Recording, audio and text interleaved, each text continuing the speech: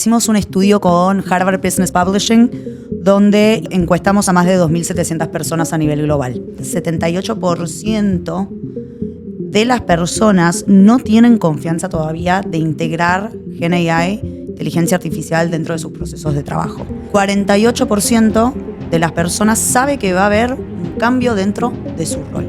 Los primeros embajadores del cambio siempre son los líderes. De manera muy contradictoria también el estudio resalta que son justamente los líderes que menos entrenamiento están recibiendo sobre esta cuestión. El peor error que pueden hacer las empresas es no darle las herramientas en este momento a los usuarios de que practiquen, de que lo utilicen. Las personas ya lo están utilizando, uno quiera o no, como empresa. Entonces, mejor que se haga dentro de un ambiente controlado. Al integrar, por ejemplo, inteligencia artificial dentro de procesos de aprendizaje, podemos por primera vez emular lo que es una experiencia de aprendizaje bilateral en un entorno digital. La tecnología está creciendo exponencialmente, mientras el conocimiento de las personas todavía de manera gradual. El gap de conocimiento es cada vez mayor. Entonces, realmente este tema, esta cualidad, o vos me preguntabas qué habilidad necesitamos como un líder para esto, es...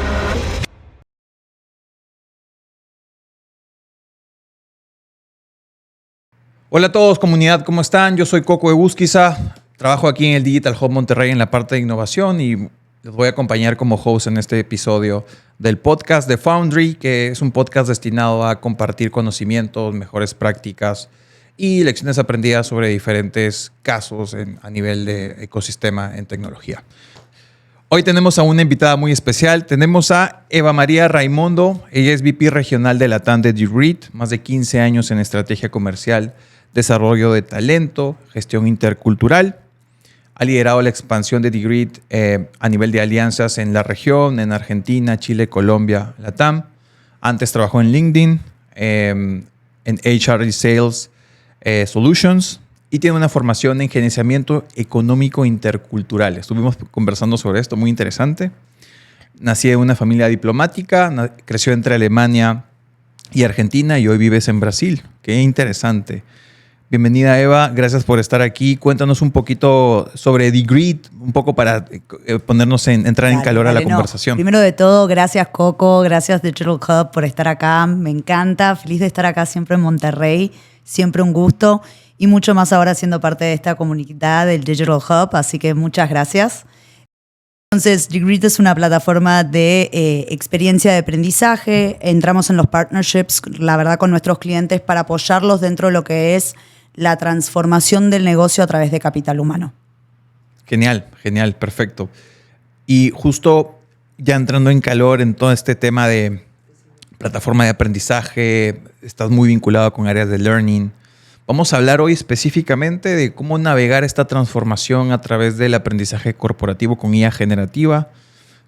Es un boom. Desde noviembre del 2022 o 2023 creo que salió ChatGPT. No dejamos de hablar de eso. ¿Qué insights nos puedes traer respecto a LATAM? Sé que tienen un estudio que hicieron con Harvard y con otros actores ahí muy interesantes sobre esto. Pero ¿cuáles son estos insights? ¿Nos puedes compartir un poco? Dale, te cuento, Coco. Hicimos un estudio con Harvard Business Publishing donde encuestamos a más de 2.700 personas a nivel global. No solo eso, entrevistamos también diversos roles dentro de lo que es el mundo corporativo, enterprise. O sea, no solo hablamos con gente de recursos humanos, hablamos también con cargos directivos.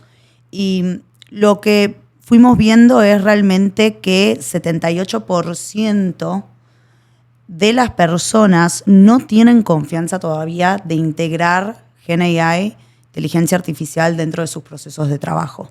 Y 48% de las personas sabe que va a haber un cambio dentro de su rol. Entonces hay una cierta inseguridad todavía cómo manejar el tema de inteligencia artificial, cómo integrar esto dentro de los procesos de trabajo, los procesos operativos, dentro de la operación del día a día de las diferentes industrias. Lo que sí vemos, o sea, claramente en Norteamérica hay una gran confianza dentro de lo que es el uso de inteligencia artificial dentro del mundo corporativo. A comparación, Latinoamérica se encuentra un poco más abajo dentro de lo que es esta confianza, nosotros hicimos una pregunta, una escala del 1 al 3. Me siento muy confiante, o sea, sé aplicar inteligencia artificial, lo uso, está dentro de mis procesos. Me siento, conozco los básicos, el fundamento del concepto. Y la tercera categoría, no me siento en nada confiante en integrar esta tecnología. Como dije, el mercado norteamericano naturalmente siempre son early adopters, innovadores. Tienen mucha inversión, como hemos visto ahora en la prensa, o sea, claro, otra historia. Pero lo que sí es interesante que en Latinoamérica se encuentra dentro de lo que es la categoría 2 de más alta de tengo un poco de confianza, conozco de lo que estoy hablando. Entonces, vemos un gran optimismo en Latinoamérica en lo que es el uso de inteligencia artificial. Eso sí llama la atención. Optimismo y adopción un poco más baja o mucho más baja. Hay una adopción más baja, pero por lo menos se está encarando con optimismo, que me parece que es importante cuando queremos innovar, ¿no? Tenemos que poder tomar riesgos. Y después vemos también algo en las industrias. Claramente hay una diferencia de lo que es la confianza en la adopción de inteligencia artificial por industria. Claramente, o no tan, pero de alguna manera uno lo podía tal vez suponer. En la industria financiera vemos que ellos tienen una gran confianza en lo que es la adopción de inteligencia artificial, mientras tenemos otras industrias, la más baja, la que menos confianza tiene ahí es la industria manufacturera. Usualmente, pues sí, en el roadmap de transformación siempre pues está finanzas, banca y seguros al principio y luego ya vienen los demás que siguen en esta onda de adopción.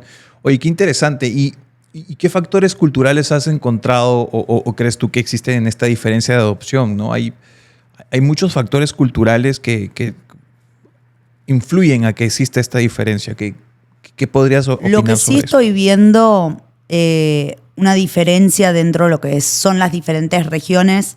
Vi que claramente el mercado americano, el mercado europeo iniciaron este proceso de transformación de una manera más anticipada que Latinoamérica. Lo que estoy viendo de observación, de conversación con clientes, hay sí un tema de todavía falta de claridad de quién es el owner, el propietario, por así decir, de esta iniciativa. Sí. Claramente tecnología, por sus conocimientos, tiene el interés de llevar adelante esta iniciativa, pero realmente si nosotros queremos ser eficientes en esta transformación, necesita ser a nivel organizacional, estructural y a nivel individuo. Necesitamos trabajar juntos para que realmente esta adopción se impulse. Yo lo que recomiendo personalmente, o lo que hablamos mucho con nuestros colegas y con nuestros partners, es la importancia de que recursos humanos tome de alguna manera este ownership, claramente con su mejor aliado, que es tecnología. Sea directamente con el CIO, con el CTO o con su business partner de tecnología para recursos humanos. Es importante que ellos se alíen con este departamento para ellos guiar este aprendizaje. Y este ownership está justamente en la parte de transformación de learning o de experiencia o de, podría decirse, capacitación. Exactamente lo que decís, Coco. Necesitamos capacitar a las personas para que se sientan confiantes en usar la inteligencia artificial. Volvemos a los números que compartí al principio del estudio, que 78% de las personas no se sienten confiantes. Entonces, nosotros o el Departamento de Recursos Humanos tiene como responsabilidad hacer que las personas se sientan más confiantes en este proceso, dándoles, ¿no?, las oportunidades de aprendizaje. Genial. ¿Y qué es lo que estamos observando y qué está dando resultados a comparación, si haces una comparación entre pues, otras regiones versus LATAM? ¿Qué es lo que estamos viendo que está funcionando es, en primer lugar, los primeros embajadores del cambio, los mayores aliados para cualquier cambio cultural dentro de una organización siempre son los líderes. O sea, vemos buenos resultados en aquellas empresas donde los líderes están tomando, ¿no?, a pedido del negocio, el liderazgo en impulsar este cambio dentro de sus equipos. Pero de manera muy contradictoria también el estudio resalta que son justamente los líderes que menos entrenamiento están recibiendo sobre esta cuestión. Entonces, Lo que recomendaríamos acá, Coco, es realmente poner en el top of mind, en el top de la lista, el entrenamiento de que nuestros líderes realmente se sientan confiantes en poder pasar este conocimiento para sus colaboradores, que puedan incentivar el uso correcto de estas herramientas. Sí. ¿Y tú crees que esa falta de confianza, al menos porque sabemos que los directores y los líderes del negocio tienen mucha influencia, y si bien es cierto, pues poco tiempo a lo mejor para prepararse, que frente a las nuevas generaciones que tienen mucho más tiempo, están más a la vanguardia, les saben mover a estos temas? Porque esa desconfianza tiene que ver por algún motivo, temas de seguridad, temas de compliance. O sea, lo que sí vemos es un gran tema, una gran inseguridad que es generada por el tema de miedo a temas de privacidad, de ciberseguridad, que es también un miedo, tiene fundamento, lo entiendo perfectamente. Lo que recomendamos ahí, lo que podríamos recomendar es que se potencie la utilización de herramientas de inteligencia artificial, primero dentro del negocio, dentro de ambientes, por ejemplo, sandbox, que se hagan las diferentes simulaciones también del uso de inteligencia artificial. Eso le va a dar más confianza al negocio en aplicar inteligencia artificial en sus procesos de manera formal. Otra cosa que se puede hacer para aumentar lo que es la confianza en el uso de inteligencia artificial es también entender que nosotros necesitamos no solo absorber el conocimiento, pero tener oportunidad para aplicarlo. Es correcto. ¿Sí? Totalmente de acuerdo. Y ahí sí puedo comentar también, ahí de nuevo posicionando lo que es el valor de learning y de los departamentos de recursos humanos y de desarrollo acá. Es empezar a aplicar activamente en inteligencia artificial modelo 70-20-10. Para los que no lo saben, acá todo el mundo de recursos humanos, sí, 70-20-10 es un modelo súper conocido, pero ¿qué quiere decir? El mejor aprendizaje se da desde lo que es un 10% de aprendizaje formal, un 20% de aprendizaje social, o sea, tener a alguien con quien intercambiar ideas, conversar sobre el asunto, y el 70% aplicando. Y lo que se está viendo mucho en las empresas, que se enfocan nada más en el 10%. Entonces eso no es suficiente para absorber conocimiento y sentirse confiante dentro del proceso de la utilización de inteligencia artificial en los diferentes procesos. Oye, ¿qué patrones ves hacia la confianza con respecto a la tecnología en cuanto a inteligencia artificial, en learning? Cuéntanos un poco sobre eso. Traes información muy interesante en los estudios que han hecho. Perfecto. Ahí lo que vemos, Coco, es que los individuos que mayor confianza tienen en la utilización de AI, dos factores. Uno que es bastante claro, que es que cuanto con más frecuencia utilizan inteligencia artificial, o sea, cuanto más práctica tienen, más confiantes se sienten. Pero hay un segundo factor que es un factor humano, que es comunicarle bien al empleado y a las personas, o sea, transformarlos en agentes de cambio, comunicarles muy bien cuáles son los beneficios dentro de su rol del uso de la inteligencia artificial. O sea, tiene que haber una comunicación muy clara y muy transparente con el empleado de qué beneficios de agilidad y de productividad puede traer para él. Y que además ese aumento de agilidad y productividad también abre el camino o abre un espacio para que este empleado pueda especializarse más dentro de su rol. O sea, que pueda ganar más tiempo para aprender, especializarse y ganar más seniority.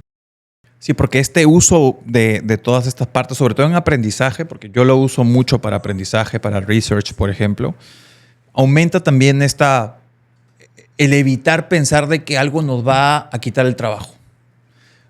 Yo no creo, dudo mucho que la IA nos quite el trabajo. Yo creo que vamos a ser superhumans, superhumanos con muchas herramientas. Entonces, y esto nos lleva justamente a indicadores importantes y datos importantes que ahorita nos compartes de cómo es que usan actualmente los empleados. O sea, por más que la compañía diga que en su política no está, pues muchos de ellos lo usan porque es parte de su día a día. Es una súper herramienta que te ahorra horas de trabajo. El peor error que pueden hacer las empresas es no darle las herramientas en este momento, como decís, Coco, a los usuarios de que practiquen, de que lo utilicen. Como decís, las personas ya lo están utilizando, uno quiera o no, como empresa. Entonces, mejor que se haga dentro de un ambiente controlado. Por, nuevamente, los temas de privacidad de datos y de ciberseguridad. Entonces, lo que propongo, lo que podríamos recomendar, Coco, acá, ¿no? Es que las empresas por lo menos vuelvan a, dentro de un espacio controlado de simulación de sandbox, le den la oportunidad a las personas de utilizar la herramientas de AI. Ya la están utilizando. Eva, y conectando con el tema de superhumanos y toda la parte de herramientas que nos ayudan, que yo creo que es una analogía cuando salió el PowerPoint o el Excel en los 90s, que simplemente nos volvió más productivos. Ya entrando de lleno al tema de reskilling y upskilling, que obviamente es una decisión muy estratégica en las compañías. ¿Qué es lo que está haciendo las compañías ahorita para apostar en estos temas en concreto? ¿Más por el upskilling, más por reskilling? ¿Qué es lo que estás viendo? Viajas todas las semanas prácticamente, tienes contacto con muchos casos de uso, con muchas empresas. ¿Qué es lo que está sucediendo ahí? Primero, habría que separar, ¿no?, en dos audiencias el público, ¿no? El público, los empleados. Tenemos lo que son los departamentos de tecnología, los ingenieros, que estas personas necesitan un upskilling constante en las nuevas tecnologías de inteligencia artificial. Lo que estamos viendo con el otro sector, que son empleados, ¿no?, que podemos decir que no tienen una especialización tecnológica, a estos también se les tiene que dar un upskilling, pero en un menor grado. Se trata de cómo se integran estos procesos o cómo se integra la inteligencia artificial más dentro de sus procesos. Sí vamos a ver un shift en nuestros roles, pero no va a ser un tema instantáneo. Me parece que acá todavía tenemos unos 2 años, va a ser una transacción gradual, donde vamos a tener que ir adaptando a nuestros talentos y a nuestros empleados. No quiero sacar el sentido de urgencia igual. Este shift va a pasar. Y tenemos tiempo ahora de ir haciendo la transformación de nuestra fuerza de trabajo. Sí, y de hecho, algo que desde mi opinión, mi punto de vista, yo creo que no es algo que vaya a reemplazar tampoco a las personas, pero sí, a lo mejor la persona va a poder hacer más cosas en menos tiempo porque la carga operativa, lo platicamos ayer, antes de ayer en la cena que tuvimos, hablamos de la carga operativa que te va a tomar hacer algo va a ser menor porque vas a estar más enfocado en trabajo mental, estratégico y de diseño, a lo mejor más interesante. Oye, ¿y tú cómo ves esta parte del upskilling, reskilling? ¿Qué es lo que más influye? ¿Cultura, aquí en Latinoamérica? ¿Cultura, change management o la parte de presupuesto? Sabemos que no hay un presupuesto tan grande a veces para estas cosas. La parte de learning con IA a lo mejor puede ser una inversión arriesgada para una compañía y difícil de sustentar ante un CFO, por ejemplo. Pero ¿qué es lo que ves? ¿Es más cultura? ¿Es más presupuesto? Todo es un tema de cómo se le comunica al CFO. Hay 2 razones siempre por qué un CFO va a invertir. La primera es para generar más dinero. 2, para ahorrar costos.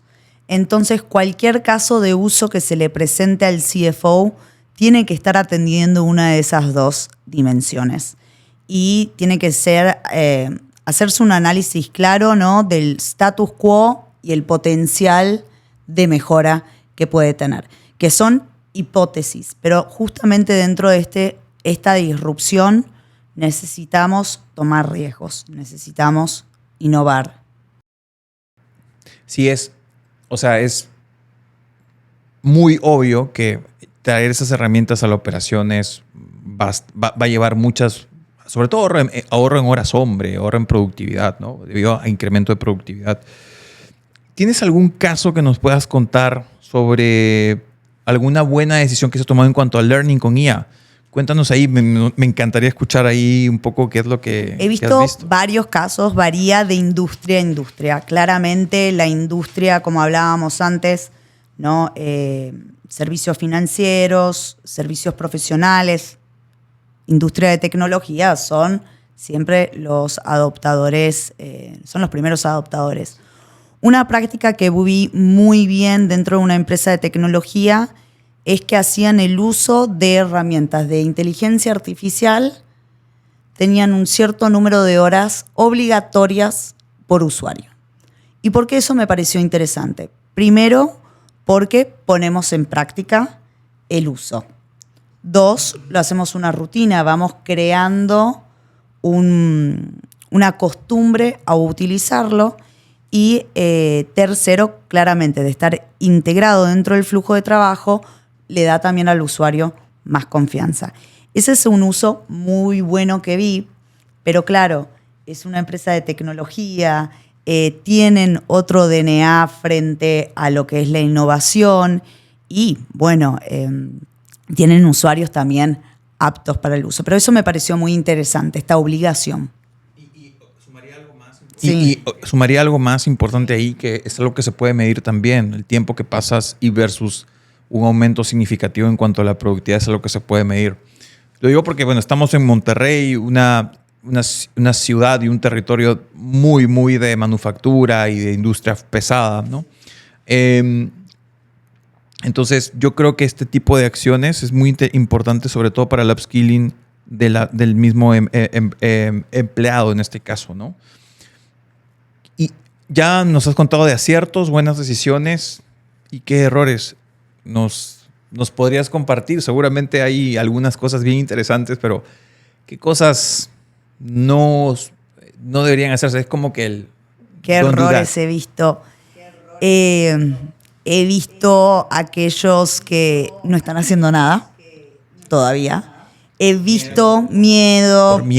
Por un tema político también de quién toma el ownership del asunto dentro del negocio. Y eso deja a la empresa inmóvil. Y lo que hemos visto, por ejemplo, nosotros dentro de Eric Reed también, claramente, como todos, estamos trabajando con inteligencia artificial, lo estamos ofreciendo dentro de nuestro producto.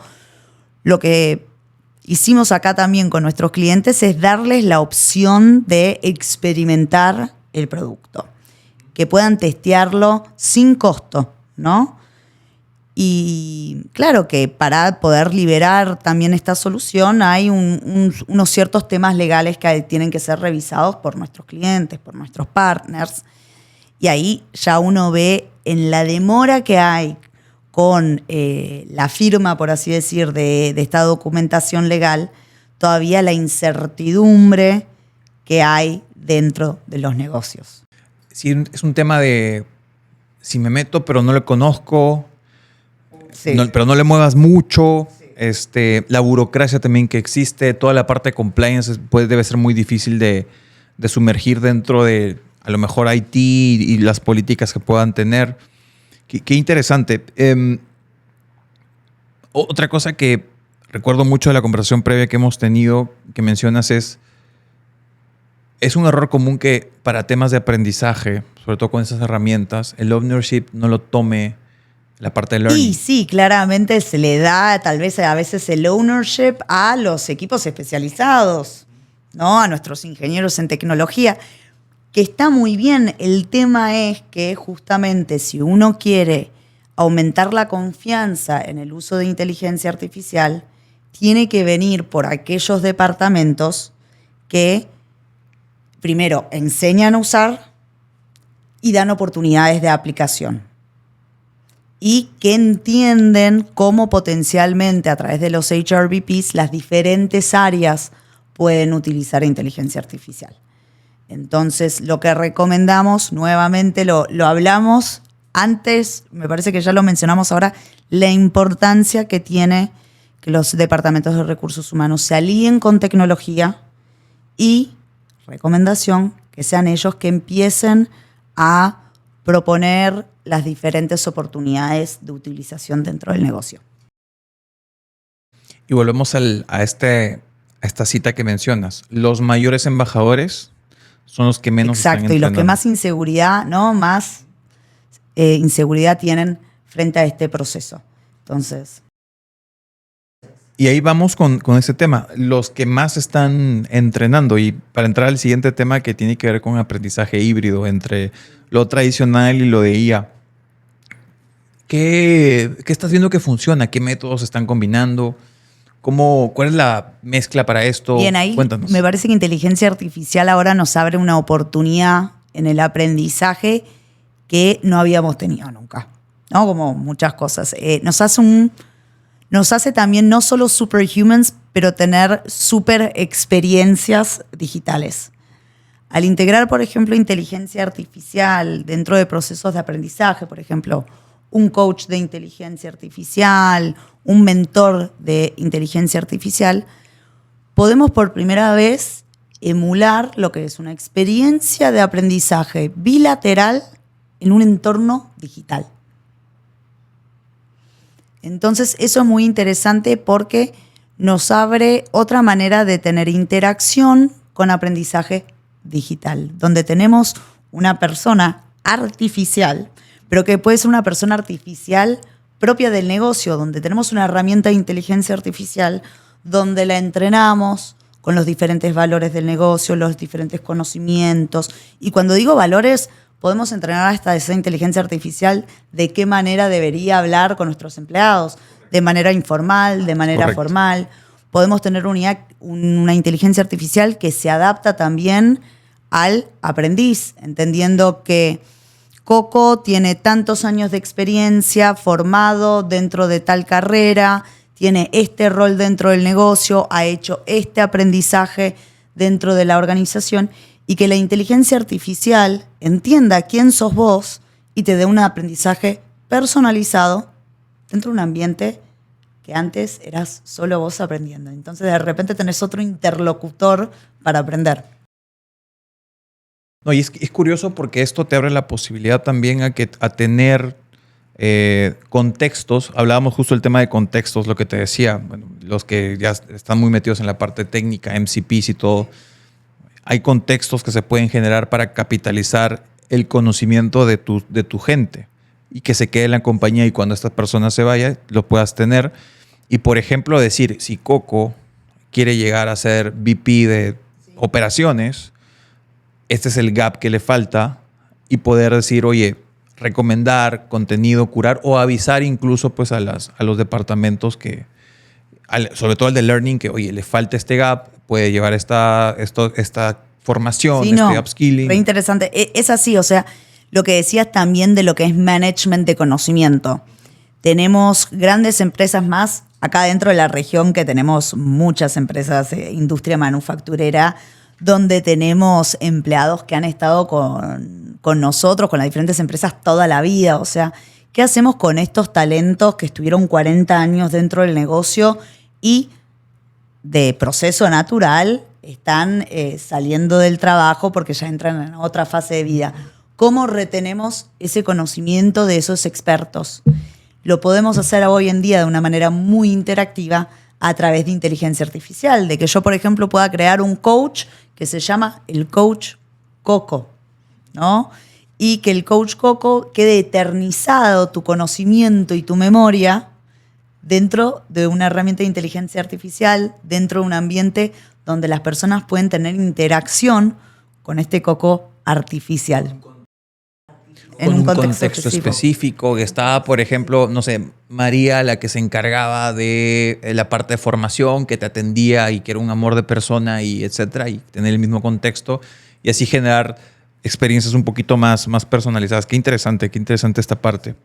Oye, y en cuanto a los gaps, ¿qué has visto que está sucediendo? O sea, mezclan esos gaps que identificas a través de este coach, por ejemplo, que traen.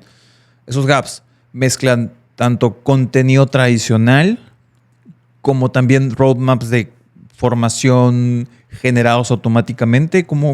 ¿Qué es lo que hay ahí en esa parte a nivel práctico? Hoy en día tenemos bastantes opciones para lo que es inteligencia artificial dentro del mundo del aprendizaje y la capacitación. Puedo hablar con mucha propiedad, ¿no?, de la herramienta que nosotros tenemos. Es una herramienta llamada Maestro, le pusimos un maestro, ¿no? Es un gran maestro, que está dentro de un contexto, dentro de una arquitectura de aprendizaje de la empresa. Entonces, esta herramienta puede hacer tanto lo que es coaching, mentoría para lo que es crecimiento profesional, guiar al usuario a que encuentre los contenidos correctos para cubrir estos gaps de conocimiento. O sea, es realmente una inteligencia artificial que está dentro de un contexto mayor de aprendizaje de la empresa y del usuario. La herramienta entiende exactamente quién sos, cuál es tu rol, hacia dónde te querés mover dentro de tu carrera, qué conocimientos tenés, cuál es el nivel de aplicabilidad, y te va a ir recomendando experiencias, oportunidades de aprendizaje de cualquier tipo, sea a través de lectura, mentoría, experiencias prácticas, que tenga la empresa a disposición dentro de lo que son los ambientes de Eric Rich. Genial, genial. Oye, y dentro de todas las experiencias en los proyectos que han tenido, ¿qué cosa no funciona? O sea, ¿qué cosa no ha funcionado? Que digas tú, oye, esta decisión no funciona así. O no sé, esta es mi recomendación para que no hagan esto en cuanto a esta parte ya de aprendizaje híbrido y todo lo que estamos hablando. Lo que no funciona es cuando tenemos una cultura de comando y control en el aprendizaje. Cuando de nuevo pensamos que nada más le vamos a entregar el contenido a la persona y que la persona lo va a absorber y va a saber aplicarlo. No, nosotros tenemos que guiar al usuario en cómo usarlo, darle oportunidades que lo pueda utilizar. De nuevo, si hay una cierta adversidad al riesgo, que tenga oportunidades para utilizarlo dentro de ambientes controlados. Simulaciones, experimentos, ambientes cerrados, etc. Entonces, ese es el mayor error que veo, que uno sube o pone a disposición un contenido y piensa que eso va a desarrollar una habilidad, un conocimiento. Ahí sabemos todos que no es así, no es nada más consumir, es poder aplicarlo. Genial. Y ya que estás hablando de cultura, personas, etcétera, y quiero hablar del factor humano específicamente ahorita, sí. Este miedo, tanto miedo como habilidades también, creo que es bastante visible que varía a nivel generacional, pero a nivel jerárquico también ¿crees que sucede así? Cuéntanos un poco ambas partes. A nivel generacional. Bueno, a nivel generacional vemos siempre que los primeros en adoptar las tecnologías claramente siempre son las generaciones más jóvenes. Porque es algo natural, todavía están en una fase de experimentación de vida, entonces tienen más abertura para la experimentación de nuevas tecnologías, de nuevos procesos. Lo que sí vemos que es interesante, y hablando específicamente de los jóvenes, que estos coaches de inteligencia artificial o estas herramientas de inteligencia artificial apoyan mucho dentro de lo que es la generación, por ejemplo, C. Porque ellos se encuentran dentro de un espacio que para ellos es común, es familiar, y se sienten más confiantes porque no están expuestos dentro de una interacción social, por ejemplo, directamente con un líder. O sea, pueden tener una interacción con un coach que les dé feedback de mejora sin que ellos entren en un proceso de estar tal vez un poco más incómodos o sentirse más expuestos. Eso es súper interesante. Muy interesante toda esta parte generacional. La verdad que sí. Y es una parte que da dolor de cabeza a los líderes. Sí. O sea, eso lo sabemos. Entonces podemos traerle un poco de tranquilidad a los líderes para lidiar con esta generación que muchos dicen que es difícil, pero me parece que va a traer también bastantes cambios e innovación. Tuve una experiencia que quiero contarla rápidamente de una analista que tuve. Ella no está en el equipo, se fue por otra oportunidad, pero bajó un proceso que lo hacíamos normalmente en 2 semanas. Sí. Lo bajó a 3 horas. A punta de prompting y scripts y la verdad era algo que, por ejemplo, yo tengo 35, soy millennial, no lo había visto así y me enseñó cómo poder sacar insights mucho más rápido de los que yo hacía, sin quitar el factor humano de lado. Es muy interesante cómo ellos aprenden mucho más rápido, pero igualmente y la experiencia mía para el momento de implementar estas mejoras iba a ser que la productividad crezca brutalmente. Entonces, sí hay un tema muy interesante cuando se juntan ambas generaciones. Qué bonito tema, la verdad. Y ahí voy porque al comienzo, cuando quisimos hacer esto, obviamente que cuando ya ves el resultado, es obvio que hay un retorno de inversión. Claramente. Es obvio. Hay áreas que es mucho más fácil de medir el retorno a la inversión. Es correcto. Por ejemplo, en la agilidad de procesos. En otras áreas se complica más. Sí, se complica más. Normalmente, pues estos indicadores van desde productividad, el tiempo ahorrado. Ya que estamos tocando estos temas ya de generacional y que he contado esta experiencia, que al comienzo es difícil, porque yo no sabía si esto realmente iba a significar un retorno a la inversión adecuado, ¿no? Pero al final fue muy obvio que mejoró mucho la productividad. ¿Qué argumentos le darías a alguien? Imagínate que viene un director de learning de alguna universidad corporativa, área de capacitación o recursos humanos, que tenga un business case para un CFO para poder meter en esa iniciativa de learning impulsado con inteligencia artificial. ¿Qué argumentos podrían ayudarle pues a convencer a y siempre costo, eficiencia, ¿no? Pero ¿qué es lo que recomendaría ahí? Utilizar un caso de uso bien concreto. Podemos pensar, por ejemplo, dentro de lo que es el área de aprendizaje, de lo que estábamos hablando antes, de estos coaches de inteligencia artificial, ¿no? Personalizados y naturalizados para el negocio. Entender que desde un coach de inteligencia artificial nosotros podemos hacer este proceso de coaching, de mentoría de manera automática, más escalable para toda la organización. Los costos, por ejemplo, de un coach o de un mentor persona a persona generalmente son programas que se da para talentos muy específicos de un nivel jerárquico más alto porque tienen un costo muy elevado. Soluciones de inteligencia artificial, por ejemplo, nos permiten que hagamos este proceso escalable y democraticemos el acceso al coaching, al upskilling, ¿no? O hasta tal vez al reskilling a través de estas herramientas. Estaría genial, por ejemplo, me imagino al mejor ingeniero de diseño de un lugar, de una compañía, y pues poder replicar esto en una compañía global que tenga muchos idiomas, muchas plantas, y poder replicarlo y tener acceso a esa información y esa base de conocimiento a través de un coach que se pueda adaptar incluso a la forma como cultural, porque a lo mejor no es lo mismo aquí en México que en Japón. Sí. En mi tierra, en Perú, también es diferente. En Estados Unidos es diferente. Entonces está muy interesante cómo podemos llevar Son siempre esta casos parte. De usos concretos. Sí. Y nos ayuda a retener conocimiento, ¿no? Y priorizar un poco, capitalizar el conocimiento de las personas para la organización también. Ya hemos hablado de varias cosas, desde temas generacionales, muchas cosas, casos de uso también, temas de seguridad.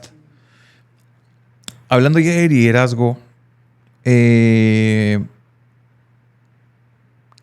habilidades tienen que desarrollar los líderes para poder llevar esto a cabo, ¿no?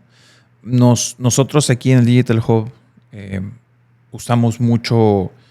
nos centramos mucho en estos contenidos de inteligencia artificial y de cómo va evolucionando desde comenzar con casos de uso, luego ver si es que es mejor comprar o crear cada quien. Yo creo que el rol del liderazgo se va a ver muy beneficiado para aquellos que saben explotarlo. ¿Qué habilidades nuevas necesitan desarrollar para poder implementar estas cosas? Habilidades nuevas, tal vez no, pero potenciar lo que es la innovación, la comunicación con sus empleados, integrar herramientas de inteligencia artificial dentro de procesos y mostrar eso a través del ejemplo. Ahí me iría muy a lo que es, de nuevo dentro del concepto 70-20-10, el líder es ese embajador de ese aprendizaje social. Él tiene que comunicar y compartir. Me parece que es eso. Innovar, aplicar, comunicar y compartir estos conocimientos con sus equipos para que podamos, ¿no?, hacer un efecto waterfall del conocimiento. Me toca... Catarata. Sí, totalmente. A mí me toca mucho conversar con directores aquí en el ecosistema. Con muchos hay mucha confianza. A veces tomamos desayuno y eso y me cuentan siempre que a veces se sienten como medio perdidos porque hay tantas... O sea, ahorita estamos con muchos casos de uso y tecnologías, pero en 2 semanas quién sabe qué va a salir. Y se cumple, hace algún tiempo leí un libro muy relacionado a innovación abierta, pero que te habla de que la generación de tecnología es mucha, pero la adopción o la difusión es corta y la adopción es aún menor. Entonces, ¿qué consejo le darías a algún líder a nivel corporativo empresarial que hoy se siente medio perdido en este cambio? Obviamente, a lo mejor no lo dicen a los 4 vientos, pero sí hay un tema de incertidumbre por no saber qué está pasando en todo este cambio, porque son muchas cosas. Pues, ¿no? Es interesante que me lo comentás y que lo tenés y lo ves también en conversaciones con los líderes. Y llama la atención también dentro del estudio que realizamos, que son los líderes los que menos entrenamiento están recibiendo sobre esta cuestión. Entonces, el sentimiento de ellos es súper válido. Así que primero, me parece que esto lo tenemos que ver como un tema que se tiene que hacer dentro de la empresa. No es solo responsabilidad del líder, esto se tiene que dar de manera organizacional, estructural y a nivel individuo. Entonces, que este individuo realmente se siente, ¿no?, con la organización, comunique esto de manera abierta, porque realmente tenemos estos 3 actores que tienen que trabajar juntos, estructuralmente, organizacionalmente y a nivel individuo. Hay un tema también de darse la oportunidad de ser principiante otra vez. Yo creo que hay un tema, y me está pasando ahorita a mí, de volver a estudiar cosas. Me encanta este tema, pero hay que darse la oportunidad de ser principiante nuevamente. Y mi primera maestra en este tema de IA fue mi analista. Sí. O sea, literalmente. 11 años más joven que yo. Y sí, uno tiene que... Ahí me parece que también hay una cierta cuestión de orgullo, y es otro tema que estás comentando ahora. Uno siempre tiene que ser un lifelong learner, este concepto de un aprendizaje constante. Hoy en día no tenemos otra opción. Hay un periodista muy, muy interesante americano, Morgan Friedman, que escribió un libro, Thank You for Being Late, y él hace una comparación entre el avance de la tecnología y cómo avanza el conocimiento del ser humano. Muy interesante ese gráfico, pero lo voy a resumir acá. De manera resumida, desde el 2017, la tecnología está creciendo exponencialmente, mientras el conocimiento de las personas todavía de manera gradual. El gap de conocimiento es cada vez mayor. Entonces, realmente este tema, esta cualidad, o vos me preguntabas qué habilidad necesitamos como un líder para esto, es aprendizaje continuo, aprendizaje autodirigido. También no esperar que las informaciones nos sean entregadas. Necesitamos hacer que el aprendizaje sea un hábito. Genial, genial. Y ya un poco para ir cerrando, si tuvieras que dar una acción concreta para las empresas en la TAM, aquí en Latinoamérica, para estar mejor preparadas para lo que se viene, el futuro del trabajo, toda la parte de aprendizaje, ¿cuál sería? Me parece que nos encontramos dentro de una época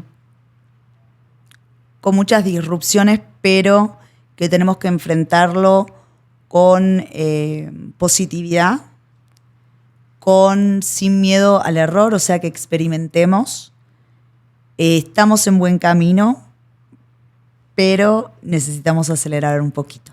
Porque a diferencia de otros países, tenemos como sector privado, queda nuestra responsabilidad este desarrollo y tenemos menos apoyo del sector público, que es lo que estamos viendo ahora, por ejemplo, en comparación a lo que está pasando en Estados Unidos y en Europa. Estoy esperando, ¿no?, que sean impulsadas esas mismas iniciativas acá en Latinoamérica.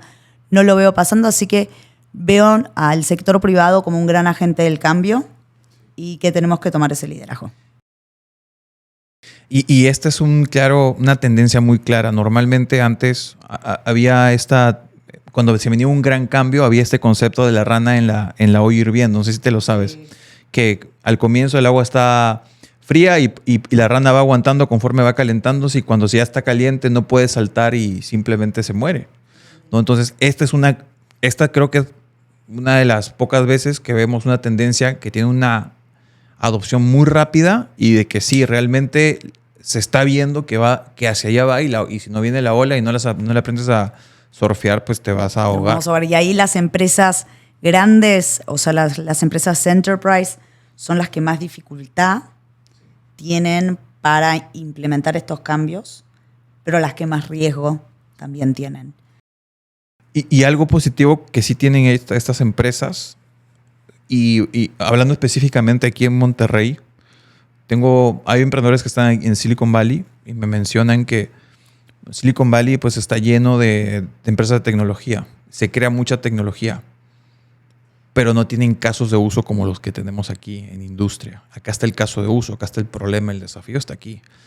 Y es una muy buena oportunidad en eso. No, totalmente de acuerdo. Totalmente de acuerdo. Nosotros que tenemos, las grandes empresas, ¿no?, que tienen estos casos de uso y esta necesidad de transformar y que pueden generar también un gran impacto. Eva, gracias. Quiero cerrar con una pregunta. ¿Qué recurso, video, libro, película recomendarías a los oyentes?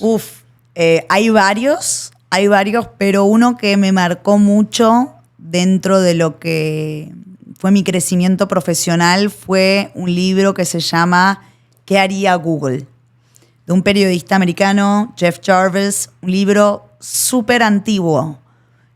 Tiene 20 años este libro realmente, pero me ayudó a tener un mindset muy interesante sobre lo que es el cambio. ¿Por qué? Porque este periodista hace un análisis de cómo Internet iba a disromper o traer cambios por industria. Entonces él fue analizando todas las industrias, desde la industria de aviación, desde servicios inmobiliarios, desde la industria bancaria, y hace un análisis. Todo es hace 20 años, o sea, acababa de salir Facebook, para que nos encontremos dentro del espacio. Y hace un análisis de cada industria y pone, ¿no?, sus hipótesis de cómo iba a cambiar cada industria a través del impacto de Internet. Muchas de sus hipótesis se concretan, la gran mayoría, pero lo que me parece interesante de este libro es todo el mindset que él me dio para lo que es enfrentar el mundo de los negocios.